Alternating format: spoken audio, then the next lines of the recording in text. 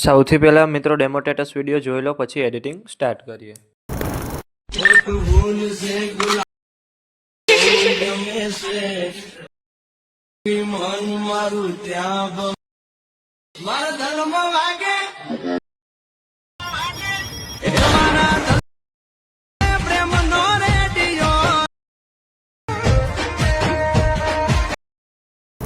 તમે જે પ્રકારનો ડેમો સ્ટેટસ વિડીયો જોયો તે જ પ્રકારનો વિડીયો બનાવતા શીખવાનો છું, તો વિડીયોને પૂરેપૂરો જોજો. અને મિત્રો, બધું મટીરિયલ ટેલિગ્રામમાં મળી જશે. અને મટીરિયલ ડાઉનલોડ કરવામાં પ્રોબ્લેમ આવે તો ડિસ્ક્રિપ્શનમાં મારી ઇન્સ્ટાગ્રામની લિંક આપેલી છે, ત્યાં જઈને મને મેસેજ કરજો. અને ચેનલ પર પહેલી વાર આવ્યા હોય તો સબસ્ક્રાઈબ કરી દેજો. તો ચાલો મિત્રો, વધુ ટાઈમ બગાડ્યા વગર એડિટિંગ સ્ટાર્ટ કરી દઈએ. સૌથી પહેલાં મિત્રો, તમારે બીટમાર્ક અને સોંગલિયર બંને પ્રોજેક્ટ ડાઉનલોડ કરી લેવાનો છે. અને જો તમને ડાઉનલોડ કરતા ના આવડતું હોય તો ડિસ્ક્રિપ્શનની અંદર લિંક આપેલી છે, ત્યાંથી તમે વિડીયો જોઈ લેજો. પછી તમારે બીટમાર્ક પ્રોજેક્ટને ઓપન કરવાનો છે. ઓપન કરશો એટલે તમને આ રીતે કંઈક પ્રોજેક્ટ જોવા મળશે.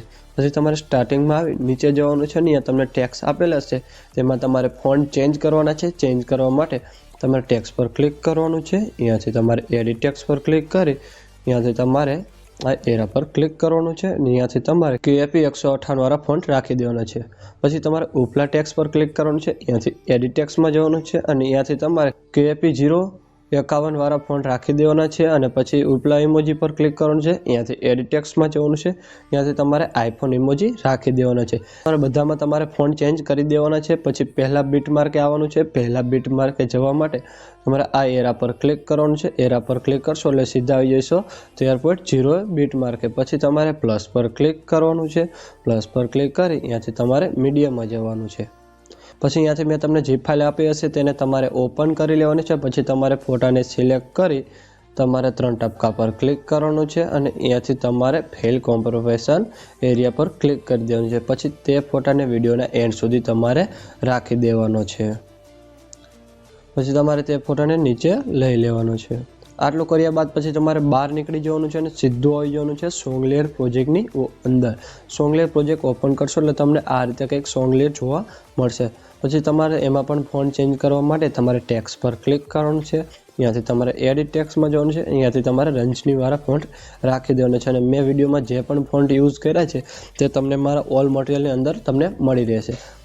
પછી તમારે લેયર પર ક્લિક કરવાનું છે. લેયર પર ક્લિક કરી અહીંયાથી સિલેક્ટ ઓલ લેયર. પછી પાછું તમારે લેયર પર ક્લિક કરવાનું છે. અને અહીંયાથી કોપી 6 લેયર.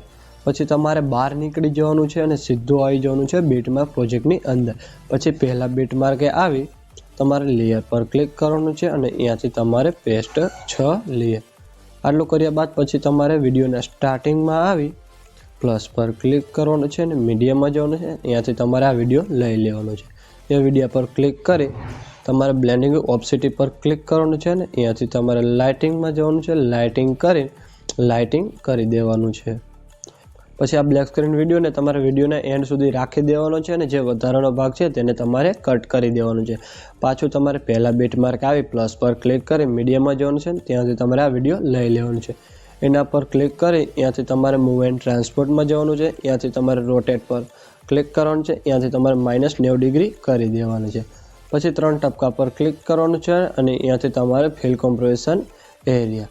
પછી તમારે બ્લેન્ડિંગ ઓપ્સિટી પર ક્લિક કરવાનું છે. અહીંયાથી તમારે લાઇટિંગ કરીને પાછું સ્ક્રીન કરી દેવાનું છે.